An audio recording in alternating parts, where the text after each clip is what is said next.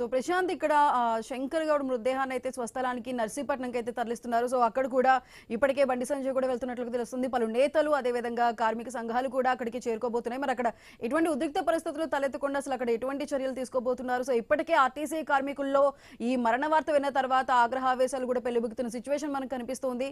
So అక్కడ ఎటువంటి అవాంఛనీయ ఘటనలు జరగకుండా ఎటువంటి చర్యలు తీసుకోబోతున్నారు?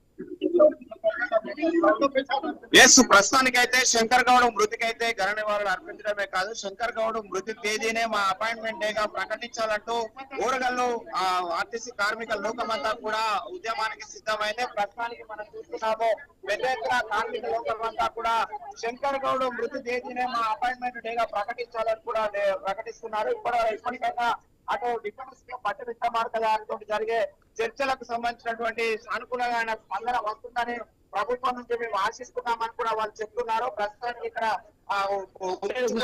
హయ్యర్ బస్సులు కావచ్చు, ప్రైవేట్ బస్సులు కావచ్చు, ఎవరు కూడా కదలమని చెప్పేసి ఇక్కడ నుంచే చూస్తున్న పరిస్థితి అయితే మనం చూస్తున్నాము. ఇక్కడ కొంతమంది ఉన్నారు, వాళ్ళతో మాట్లాడుతూ ప్రయత్నం చేద్దాము.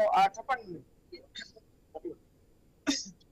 ఈ రోజు నిజంగా ఆర్టీసీ చరిత్రలో బ్లాక్ డే గానే మేము భావిస్తున్నాము. ఎందుకంటే నిన్నటి దాకా మాతో కలిసి పనిచేసిన మా శంకర్ అన్న ఈ రోజు మా కళ్ళ ముందు లేకపోవడం బాధాకరణం. నిజంగా రెండో రోజు సమ్మె రోజే ఇలాంటి పరిస్థితి వస్తుందని మేము ఏమాత్రం కూడా ఊహించలేదు. కారణం, దీనికి ప్రధానమైన కారణం మేనేజ్మెంట్ మొండి వైఖరి, మేనేజ్మెంట్ తీసుకున్న చర్యలు, మేనేజ్మెంట్ అధికారులు కార్మికులపై భయాందోళనకు చేయడానికి ప్రధాన కారణంగా మేము భావిస్తున్నాము. ఎన్నడూ లేని ప్రభుత్వం వద్దకు చర్చలు చేద్దాం, సానుకూలంగా ఉన్నామని ప్రభుత్వం మంచిగా ఉంటే ఇక్కడ మేనేజ్మెంట్ మాత్రం వాళ్ళ సొంత డిపోలు లేక, వాళ్ళ సొంత బస్సులు లేక, టికెట్లు లేకుండా, మహిళలు పురుషులకు కూడా టికెట్ లేకుండా ఉచితంగా బస్సులు నడిపిస్తున్నారు. కనీసం మాకు టెంట్ సౌకర్యం కూడా కల్పించడం లేదు. కార్పొరేట్ వేసుకోవడానికి కూడా సౌకర్యం కల్పించకుండా టెంట్ హౌస్ యాజమాన్యులకు, ఆర్టీసీ వాళ్లకు టెంట్లు గాని, కార్పెట్లు గాని, గిన్నెలు గాని ఏవి ఇవ్వకూడదని హుకుం జారీ చేయడం జరిగింది. ఇలాంటి మనస్వార్థానికి గురై కార్మికులు ఇవన్నీ చూస్తూ అయ్యో మా స్ట్రైక్ నీరు గారిపోయే ప్రమాదం ఉంది, ఇలా దొంగదానంగా బస్సులు నడుపుతున్నారు, ప్రజలకు బస్సులన్నీ స్వచ్ఛంగా తిరుగుతున్నాయని ఒక ప్రలోభం సృష్టించడానికి. కానీ ఏ ఒక్క బస్సులో కూడా ప్రభుత్వమేమో మహిళలకు ఉచితం ఇస్తే మా అధికారులు పురుషులకు కూడా ఉచితం ఈ సౌకర్యం కల్పించారు. ఇది ఎంత నీచమైన వ్యవస్థగా భావిస్తున్నాము. కాబట్టి దీన్ని తక్షణమే మానుకోని, మేనేజ్మెంట్ మొండి వైఖరిని మానుకోని కార్మికులకు సానుకూలంగా ఉండి మోదీకి ఈ రోజు చర్చలు జరుగుతున్నాయి. ఈ చర్చలు సానుకూలంగా వస్తుందని భావిస్తున్నాం. ఉదాహరణకు చెప్తా, పొన్న ప్రభాకర్ గారు ఏమన్నారు, ఈ సమ్మె ప్రతిపక్షం నేర్పిస్తుంది, కొన్ని శక్తుల వల్ల జరుగుతుంది, కార్మికులు స్వచ్ఛందంగా లేరన్నారు. మేము కూడా ఈ రోజు అడుగుతున్నాం, ఇంతకు రేవంత్ రెడ్డి గారు సానుకూలంగా ఉన్నారు, మా సమ్మెకు ఎప్పుడు సపోర్ట్ గానే ఉన్నారు, కార్మికులకు అండదండగానే ఉంటారన్నారు, విలీన ప్రక్రియ పూర్తి చేస్తామని చెప్పారు. మరి ఎవరు ఉంటున్నారు మీలోని కొన్ని శక్తులు? మీకు ఏడ మంచి పేరు వస్తుందో రేవంత్ రెడ్డి గారికి.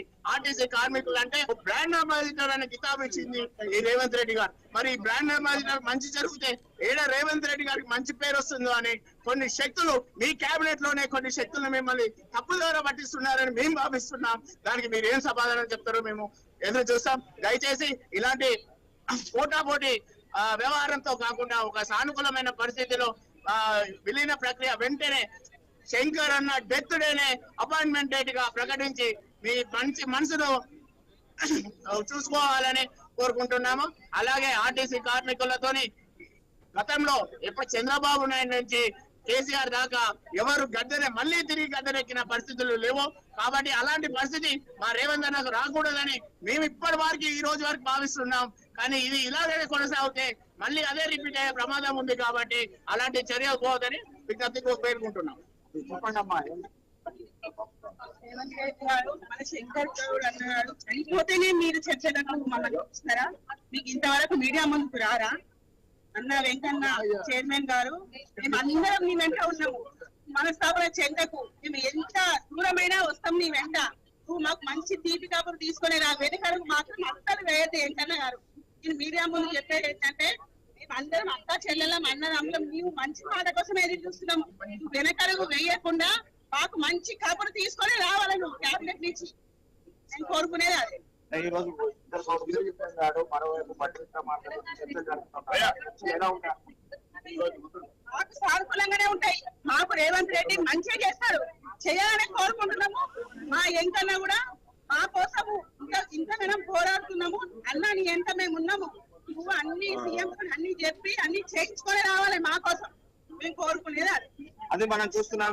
నేతలు మా వైపు నిల్వని మా కోసం తీపి కబురు తీసుకురావాలి, అప్పుడు మేము సానుకూలంగా ఉంటుందని స్పష్టంగా చెప్తున్నారు. మరోవైపు అటు శంకరన్న అమరహే అంటూ కూడా ప్లే కార్డులు ప్రదర్శిస్తూ వాళ్ళ యొక్క ధర్నాలో కూడా కూర్చున్న పరిస్థితి మనం చూస్తున్నాము. శంకర్ గౌడ్ మృతిని వాళ్ళైతే అపాయింట్మెంట్ డేగా ప్రకటించాలని కూడా ప్రభుత్వాన్ని ప్రత్యేకంగా డిమాండ్ చేస్తున్న పరిస్థితి మనం చూస్తున్నాము. వారితో మాట్లాడించే ప్రయత్నం చేద్దాం. చెప్పండి శంకర్ గౌడ్.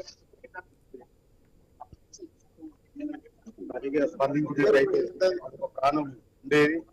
శంకర్ గౌడ్ నిర్పేద కార్మికులు, ఆయన సొంత ఇల్లు కూడా లేదు.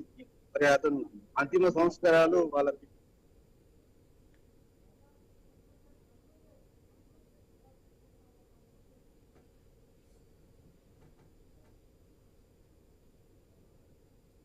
శంకర్ గౌడ్ నిన్న చనిపోయిన రోజు కనుక అపాయింట్ అయి ప్రకటించాలని మేము డిమాండ్ చేస్తున్నాం. మాకు రావాల్సిన ఏమేమి బకాయిలు ఉన్నాయో యూనియన్స్ కానీ ప్రభుత్వంలో విలీనం కానీ ఏ ఫేస్ కేసు కానీ ఎఫ్పీ కానీ మాకు మరి తొందరగా ప్రకటించి ఏం జరగకుండా మరి ఈ ప్రభుత్వం చర్య తీసుకోవాలని విజ్ఞప్తి చేస్తాం.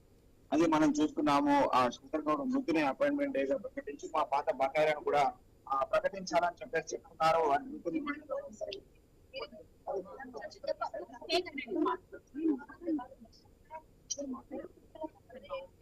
అది మనం చూస్తున్నాము.